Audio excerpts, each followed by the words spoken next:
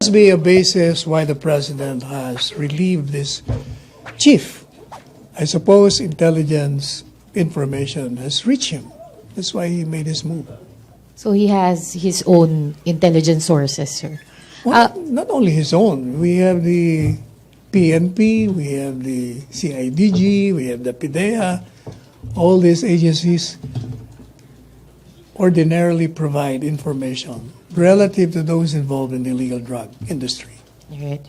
Sir, si Ebreo and the 4 other police officials, tanggal ba sila sa posisyon nila or tanggal sila sa serbisyo? And were they given due process before the decision of the president? Ang alam ko lang, nirelieve siya as chief of police.